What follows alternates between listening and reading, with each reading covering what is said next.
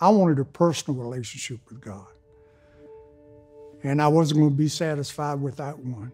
I'd been praying and fasting all week for something I wanted from God. It wasn't even something I needed, just something I wanted from God. And at Friday, about 2:30, I was working at the Bon Air Home for Delinquents. We were rehabbing a room over there that this counselor wanted to use to help the juveniles that were there. I knelt down. I was on my right knee, and I was getting ready to nail a piece of base in that I'd cut. I was finishing up the room. And as I knelt down, something happened that happened this day, that happened 33 years ago now. I've never told anybody. This is the first time I've ever told this. I was kneeling there. I was by myself in this room. And I heard these words.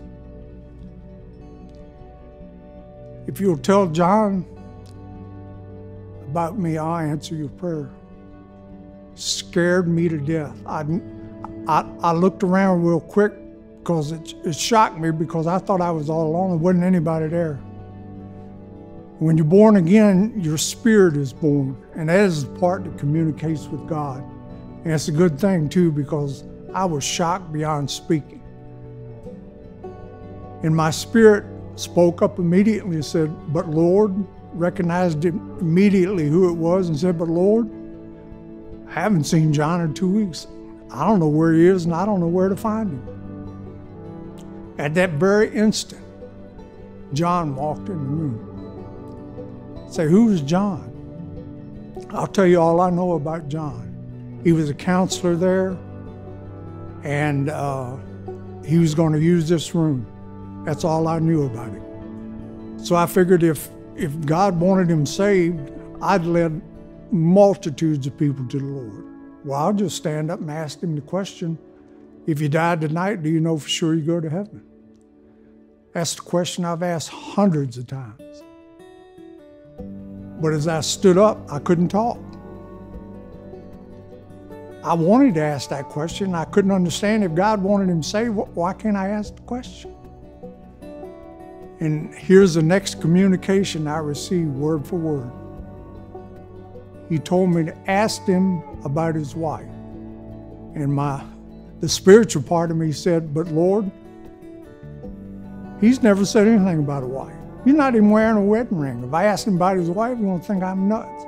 That's back when I used to worry about stuff like that. And I was sitting there thinking, well, how'd I ask him about his wife? And all this took place in a very short period of time. How'd I ask him about his wife? And I looked at him. I said, "John, are you married?" I was not prepared for what happened next. John came unglued.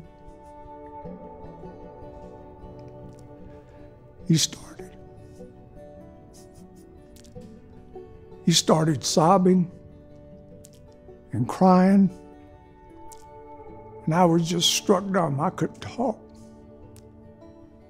I didn't know what was going on.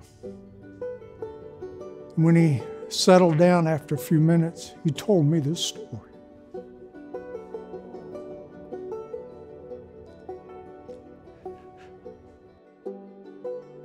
He said, I was married.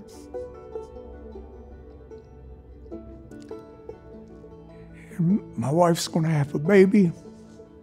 And she had a miscarriage. And my wife blamed me for it happening, and she left me.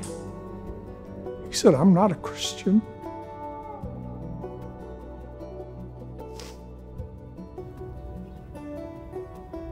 He said, "I asked God, could he help me?